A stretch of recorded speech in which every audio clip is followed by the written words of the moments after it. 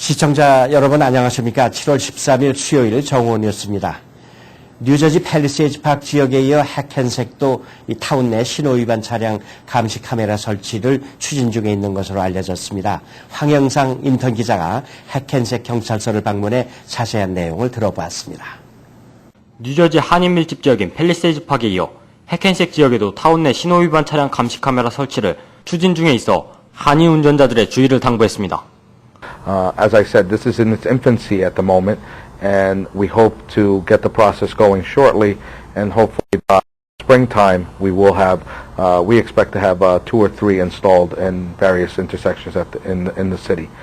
And what this will do is obviously provide a safer environment for our pedestrians and our drivers. 토마스 파딜다 해켄색 경찰서장은 이번 해켄색 신호 위반 차량 감시 카메라 설치 작업이 운전자 및 보행자 안전 증진에 크게 기여할 것으로 밝혔습니다. It's for our protection. I feel a lot of elderly people and women who are pregnant and people who are infirm can't even cross the street because people have no manners. They won't stop for them. They won't slow down and let these people go. You know, so maybe that will help them to be more courteous. Well, I guess it's okay, good, because a lot of people speed over here, and if that way of capturing them, I guess, then it's a way of minimizing, because people get recorded and they don't want to be, I guess, put in the spotlight, and so they will stop. 현재까지 신호 위반 차량 감시 카메라는 펠파크 비롯해 뉴욕, 저지시티, 불타운십, 글루체스터 타운십 등에 설치를 마친 것으로 알려졌습니다. 신호 위반 차량 감시 카메라가 설치될 경우 주법에 따라 최고 $85의 벌금이 부과되며 벌점은 없습니다. KNN 뉴스 황영상입니다. 한국의 제41기 사법연수원생 46명이 어제 뉴욕 한인회를 방문해 뉴욕 법조인들과 간담회를 가졌습니다. 주혜진 인턴 기자가 보도합니다. 미래 한국 법조계를 짊어질 사법연수원생들이 뉴욕에 왔습니다. 한국의 사법연수원생 국제형사법학회 41기 연수생 46명과 이정수 교수, 총 47명은 11일 뉴욕 한인회관을 방문해 현지 한인 법조인들과의 만남을 가졌습니다. 이 기회를 통해서 우리 동포 사회를 더욱 이해하고 또 우리 동포 사회의 여러 가지 불편한 점을 나중에 이분들이 판검사로 일을 하면서 우리 동포 사회에 많은 힘을 줄 걸로 알고 있습니다. 현재 국제법 법률 시장의 개방에 발맞춰 재외 동포들이 받고 있는 법률 서비스 실태 파악과 미국 법조계에서 활약하고 있는 한인 판사, 검사 등 법조인들과의 소통을 위해 미국 법률의 심장부인 뉴욕을 찾았습니다. 한국 법조인들이 뉴욕뿐만 아니라 미국 현지에서 일하고 계신 걸 보고 상당히 한국이 옛날과 다르게 국제적 위상이 높아졌구나 이런 생각이 들었습니다. 예비 법조인들의 엄숙한 이미지보다는 싱그럽고 풋풋한 젊음이 넘쳐난 46명의 사법연수원생들은 앞으로 재외 동포들을 위해 보다 나은 법률 서비스와 국제적 정계 진출 등 세계적으로 한국의 국제적 위상을 높이기 위해 역할을 다하겠다고 다짐했습니다. KNN 뉴스 주혜진입니다. 뉴욕과 뉴저지 일원의 화씨 100도를 육박하는 찜통더위가 연일 계속되고 있습니다. 기상청에 따르면 지난 11일 뉴욕시 최고 기온은 화씨 90도를 기록했고 뉴저지주 뉴아크공항은 95도까지 치솟았습니다. 습도도 예년보다 높아 체감온도는 100도를 육박한 것으로 나타났습니다. 무더위는 오늘 더 심해질 전망입니다. 기상청이 오후 9시까지 뉴욕시 5개 버러에 폭염주의보를 내린 가운데 뉴욕은 화씨 98도, 남부 뉴저지는 화씨 100도를 기록할 것으로 예보했습니다. 뉴욕시는 쿨링센터를 개방할 예정입니다. 미국 정부가 주택경기 부양책 마련을 다시 검토하기 시작했습니다. 침체된 주택시장을 이대로 뒀다가는 경기 회복에 심각한 걸림돌이 될 것으로 예상되는 데다 2012년에 있을 대통령 선거에서도 중대한 변수로 작용할 것으로 보이기 때문입니다. 월스트리트저널은 주택 수요가 부진하고 압류주택들이 시장에 계속 부담으로 작용하면서 백악관이 주택경기 부양 정책을 재점검하기 시작했다고 12일 보도했습니다. 오바마 대통령도 지난주 타운홀 미팅에서 주택시장은 우리가 예상한 만큼 빨리 바닥을 치고 상승하지 못하고 있다면서 주택 문제는 미국이 처한 가장 심각한 문제로 남아있다고 토로했습니다. 새로 검토되는 정책 중에는 미국의 국책 모기지 기관인 페니메이와 프레디맥의 대출 규제를 완화해 주택 구입 수요를 늘리는 늘리는 그런 방안이 포함되어 있습니다. 이들 국책금융기관이 대출 규제를 완화하면 투자자들이 넘쳐나는 압류주택을 구입할 수 있을 것으로 전망됩니다. 또 금융기관이 주택 가치보다 대출금이 더 많은 이른바 깡통주택 보유자들에 대한 대출 조건을 완화해주는 방안도 검토되고 있습니다. 미국이 한국 등 3개국과 체결한 자유무역협정이 과연 미국 내 일자리 창출에 효자 노릇을 할 수 있을지를 두고 의견이 엇갈리고 있습니다. 12일 영국 파이낸셜 타임스가 소개했습니다. 파이낸셜 타임스는 미국의 지난달 고용 창출이 예상을 크게 밑도는 18,000명에 그치자 한국, 파나마, 콜롬비아와 각각 맺은 FTA가 미국 내에서 빚어낸 일자리 효과를 각계가 민감하게 분석하고 있다고 전했습니다. 우선 미 상공회의소가 생각하는 FTA의 효과는 긍정적입니다. 상공회의소는 지난 11일 열린 일자리 회담에서 한미 FTA가 28만 개의 일자리를 만들어낼 것으로 예상했습니다. 그러나 일자리 효과의 회의적인 목소리도 만만치 않습니다. 미 시민단체 퍼블릭 시티즌은 FTA로 새로운 일자리가 생긴다고 주장하는 상공회의소의 계산법이 한쪽 측면만 생각한 것이라며 잘못됐다고 주장했습니다. 퍼블릭 시티즌의 연구 책임자인 토 터커는 수입량도 늘어날 것이라는 사실은 무시한 채 매우 다른 방법론에서 산출된 두 수치를 오로지 수출 측면에만 적용하고 있다고 비판했습니다. 경제협력개발기구는 11일 선진권과 주요 신흥국 모두의 경기가 이미 둔화됐거나 그쪽으로 방향을 바꿨다고 경고했습니다. OECD는 경기 선행지수를 근거로 유럽권 주요국과 중국의 경기 둔화가 확연하며 미국과 일본도 경기 하강에 빠질 수 있다고 분석했습니다. 분석은 유럽권 양대 경제국인 독일과 프랑스 그리고 신흥대국 그룹인 브릭스의 중국과 인도 및 브라질 경제가 이미 둔화했으며 미국과 일본도 성장기를 거쳐 이제는 둔화 쪽으로 방향이 틀어졌다고 지적했습니다. OECD는 지난달 경기 선행지수를 해석하면서 회원국이 전반적으로 경기 둔화세를 보이고 있으나 미국은 예외라고 밝힌 바 있습니다. OECD는 지난 5월 역내 34개국이 올해 평균 4.2% 성장할 것으로 전망했습니다. 반기문 유엔 사무총장은 12일 아프리카 북동부 지역 주민 1,100만 명이 수십 년 만에 최악의 가뭄에 시달리고 있다면서 생존을 위한 긴급 지원이 절실하다고 호소했습니다. 반기문 총장은 유엔 기구가 필요하다고 제안한 16억 달러의 구호 자금 중 절반밖에 전달되지 않았다면서 회원국들의 조속한 기부를 촉구했습니다. 그는 이번 위기로 인해 주민들이 치르는 희생은 재앙의 수준이라면서 더 이상 기다릴 수는 없다고 말했습니다. 반 총장은 아프리카의 가뭄 문제를 논의하기 위해 유엔 관련 기구 수장들과의 긴급 회의를 소집했으며 아프리카에 필요한 물자를 기부할 국가와도 개별적으로 접촉할 예정입니다. 대도시 공항 및 철도역 주변 지역이 범죄 발생 위험이 훨씬 높은 것으로 조사됐습니다. USA Today지는 12일 범죄 발생 위험 예측 회사인 캡인덱스의 조사 결과를 인용해 미국 내 29개 대도시 공항 주변 지역의 범죄 발생 위험이 전국 평균에 비해 4배 이상 높다고 보도했습니다. 이 조사에 따르면 미 전역의 최다 인구 밀집 대도시에 있는 29개 공항 중 28개 공항 주변 지역 그리고 26개 대도시의 중앙 철도역 주변의 범죄 발생 비율이 전국 평균보다 높은 것으로 나타났습니다. 범죄 발생 비율이 높은 공항은 필라델피아, 캘리포니아 온타리오, 오레곤주 포트랜드 그리고 휴스턴의 부시 인터컨티넨탈 공항 순으로 나타났습니다. 또 치안이 좋지 않은 철도역은 휴스턴, 로스앤젤레스, 시카고, 포틀랜드, 필라델피아 순으로 나타났습니다. 9.11 테러 이후 10년이 돼가지만 미국 공항들의 보안 상태는 여전히 허점투성이라는 조사 결과가 나왔습니다. 14,000명 이상의 사람들이 공항에서 제한된 지역으로 들어갔고 약 6,000명의 승객들이 제대로 검색을 받지 않은 채 검색대를 통과한 것으로 추산됐습니다. 미국 공항의 결함을 조사하고 있는 제이슨 샤페즈 공화당 의원은 9.11 테러 이후 미국 공항의 보안을 강화하는 추가적인 조치가 취해졌지만 지금까지 25,000번 보안 검색이 뚫렸다고 12일 밝혔습니다. 국회 청문회를 앞두고 있는 샤페즈 의원은 이는 457개의 민간 공항에서 공항마다 매년 5번 이상 보안상 구멍이 발생한 것으로 매우 놀라운 수치라고 강조했습니다.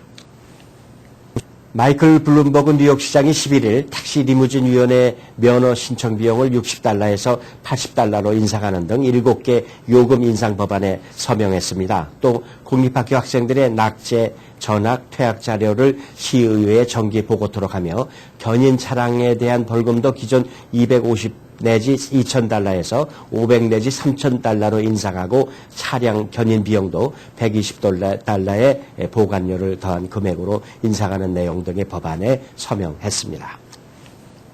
최근 지속적인 하락 강세를 유지하면서 1,050원대 돌파를 눈앞에 뒀던 원달러 환율이 유로존의 재정 위기 우려가 재부각되면서 다시 상승세로 돌아섰습니다. 12일 서울 외환시장에서 미 달러화에 대한 원화 환율은 전날보다 9원 30전 오른 1,067원에 거래되고 있습니다. 12일 개장가는 1,065원이었습니다. 이에 앞서 11일 서울 외환시장에서 원화 환율은 박재환 기획재정부 장관이 정부의 시장 개입 가능성을 내비친 영향으로 전 거래일보다 80전 오른 1,057원 80전에 거래를 마쳤습니다.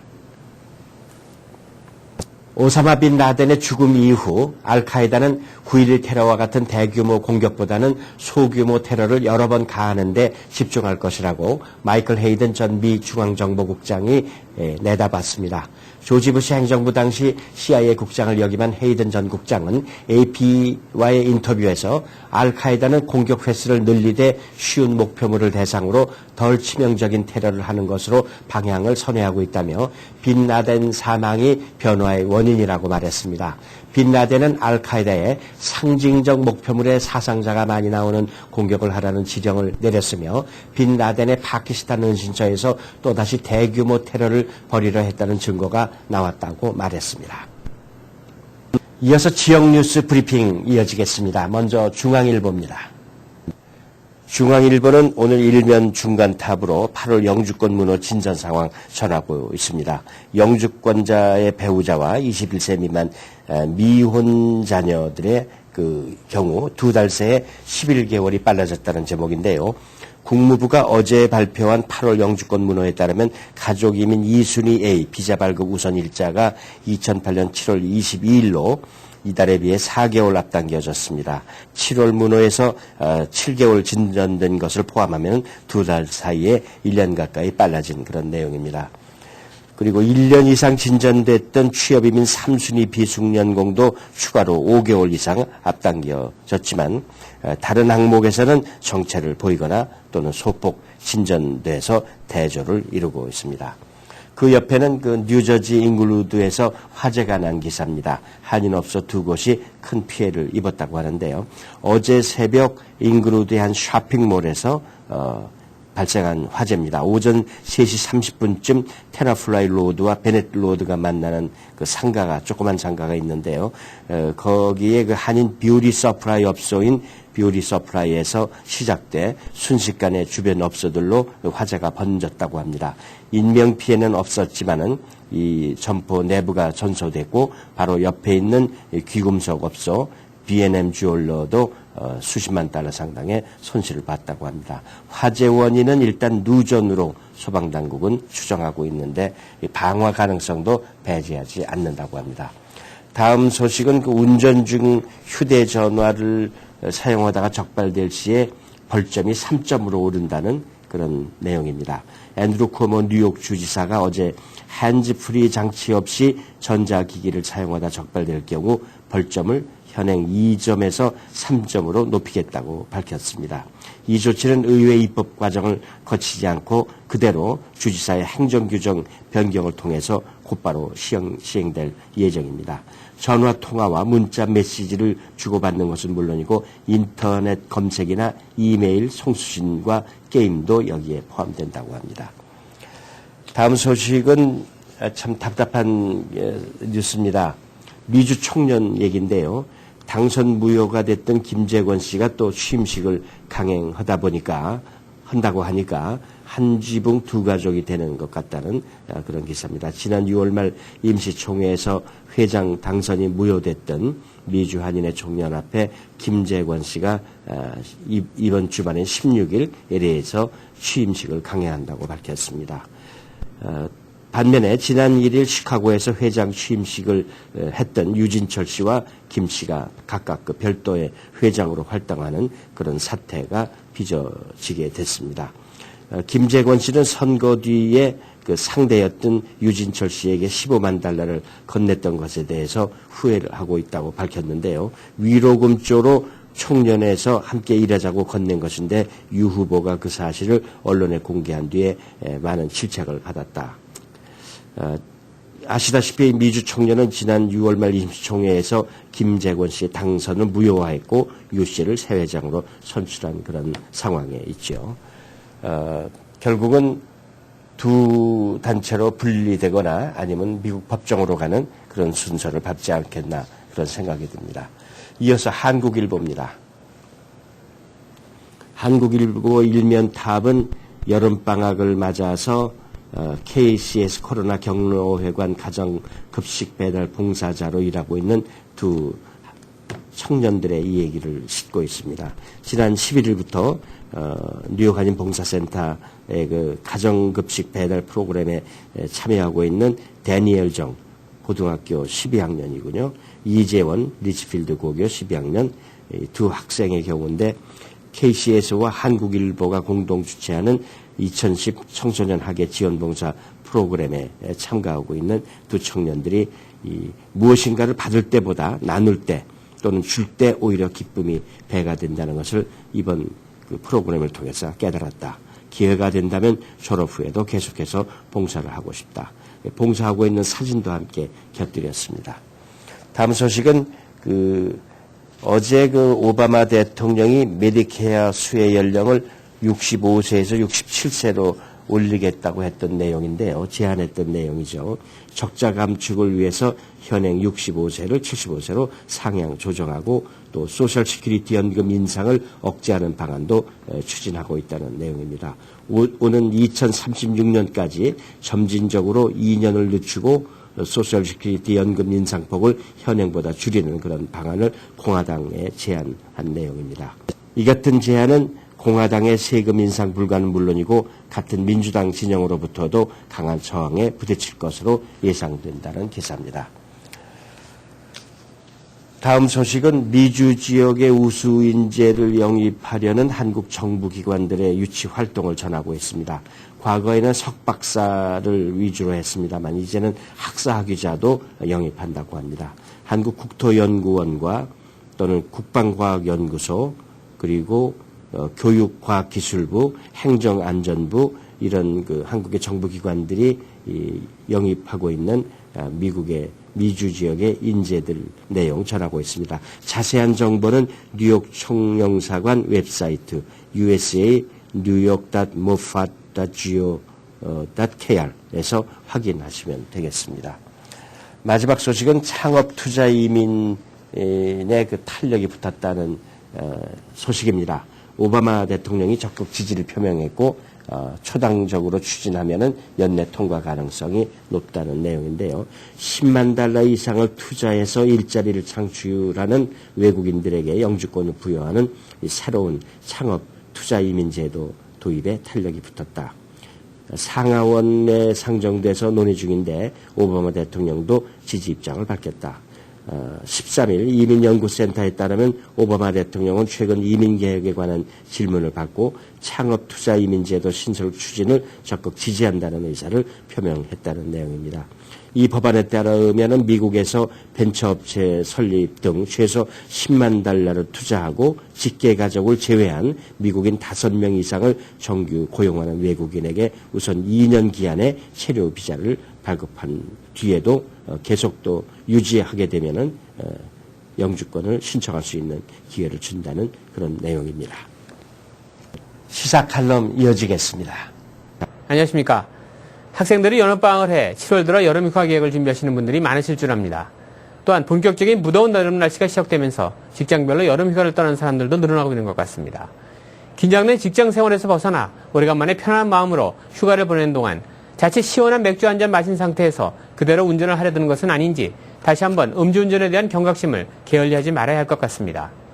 뉴욕과 뉴저지에서는 독립기념일 연휴를 앞두고 무면허 운전과 안전벨트 단속은 물론 음주 운전자들에 대한 대대적인 단속이 펼쳐질 예정이라고 합니다.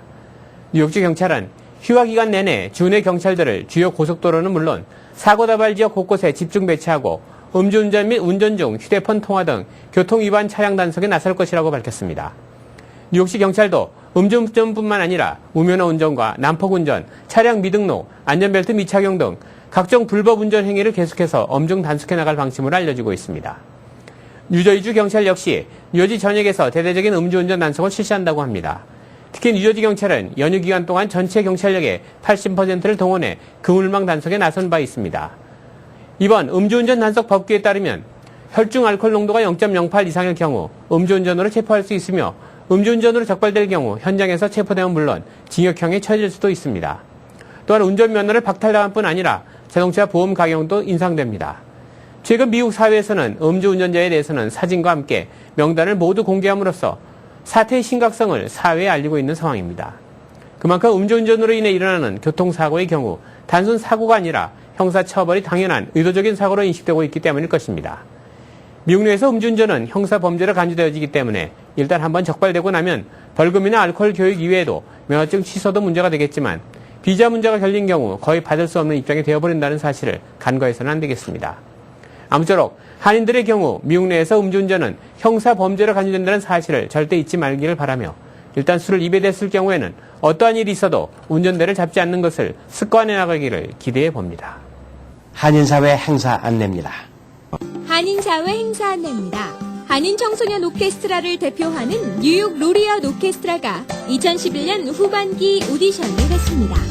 뉴욕 로리엇 오케스트라는 2006년에 창단돼 현재 40여 명의 단원들이 매년 3회의 정기 연주회를 통해 활발한 연주 활동을 하고 있으며 연주회를 통한 사회봉사활동을 통해 대통령 봉사상과 시의원 봉사상을 수여하고 있습니다.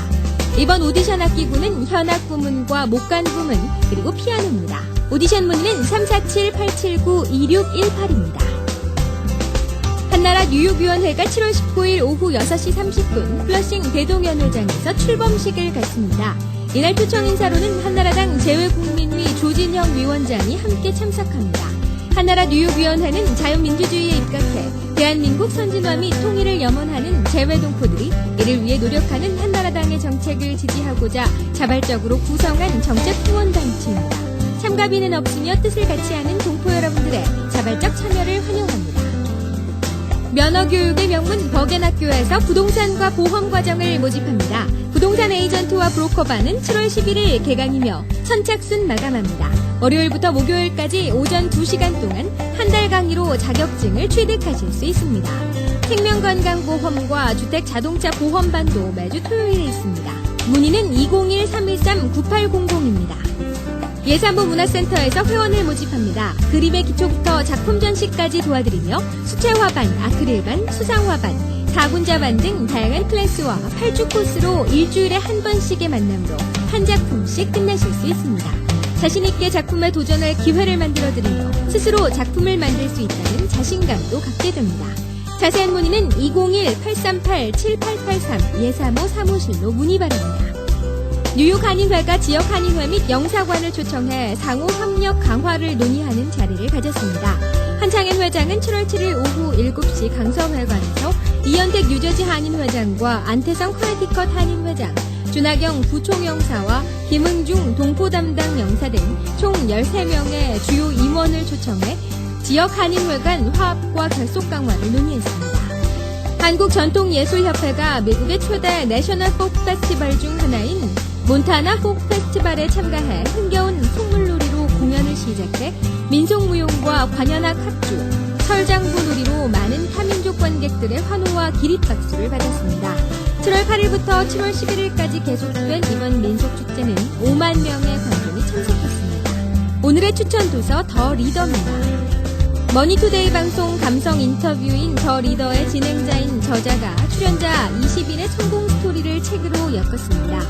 리더 20인이 실행한 경영 철학과 인생 철학은 수입된 리더십과는 다른 한국적 토양에서 자라나 우리 몸에 맞는 리더십의 중요한 가치를 보여주고 있습니다.